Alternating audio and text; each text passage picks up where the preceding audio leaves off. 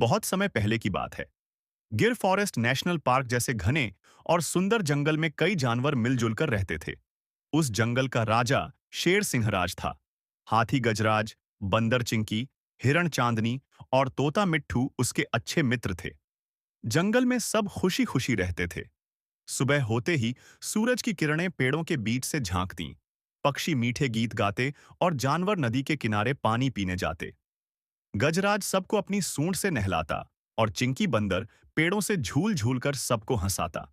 एक दिन अचानक जंगल में बहुत तेज आंधी आई। काले बादल छा गए, बिजली कड़कने लगी और जोरदार बारिश होने लगी। छोटे छोटे जानवर डर गए।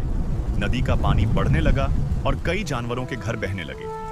सिंहराज ने जोर से दहाड़ लगाई, डरो मत, हम सब मिलकर इस मुसीबत का सामना करेंगे। गजराज ने अपनी ताकत से गिरे हुए पेड़ों को हटाया।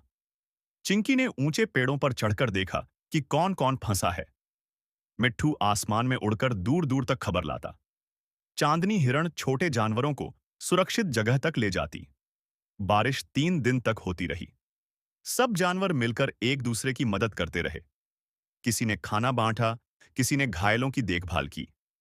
जब बारिश रुकी तो जंगल बिखरा हुआ था, लेकिन जानवरों का हौसला मजबूत था। उन्होंने मिलकर फिर से अपने घर बनाए। गजराज ने बड़े बड़े पेड़ खड़े किए, चिंकी ने लताएं बांधी और मिट्ठू ने दूर के जंगल से नए बीज लाकर लगाए। कुछ महीनों बाद जंगल पहले से भी ज्यादा हरा भरा हो गया। नए पेड़ उग आए, फूल खिल उठे और नदी फिर से शांत बहने लगी। सिंहराज ने सबको इकट्ठा करके कहा, आज हमने साबित कर दिया कि असली ताकत अकेले में नहीं, बल्कि बहुत दूर, घने और शांत जिम कॉर्बेट नेशनल पार्क जैसे जंगल में कई जानवर रहते थे। वहां एक समझदार बूढ़ा हाथी था, भीमदंत। एक तेज दौड़ने वाला हिरण था, चमकी। एक चालाक मगर प्यारा बंदर था, मोंटी। और एक बहादुर शेर था, वीर सिंह। सबका जीवन शांति से चल रहा था। लेकिन एक दिन तोता टिंकू उड़ता हुआ आया और बोला, मैंने पहाड़ी के पीछे चमकती हुई कोई अजीब चीज देखी है। सब जानवर हैरान हो गए। मोंटी बोला, कहीं वह खजाना तो नहीं? वीर सिंह ने कहा, सच जानने के लिए हमें साथ चलना होगा। अगली सुबह सभी जानवर पहाड़ी की ओर निकल पड़े। रास्ता आसान नहीं था।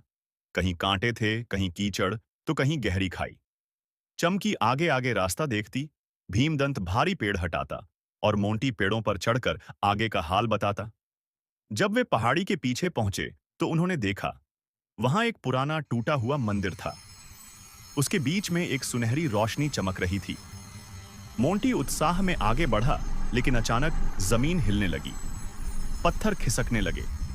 भीमदंत ने तुरंत अपनी सूंड से मोंटी को पीछे खींच लिया। वीर सिंह जोर से गरजा ताकि सब सावधान हो जाए। धीरे धीरे वे उस रोशनी के पास पहुंचे। वहां सोने का खजाना नहीं था, बल्कि एक जादुई बीज था जो चमक रहा था। टिंकू ने कहा, शायद यह जंगल के लिए खास है। भीमदंत बोला, अगर यह बीज है तो हमें इसे बोना चाहिए। सबने मिलकर उस बीज को जंगल के बीच में लगाया।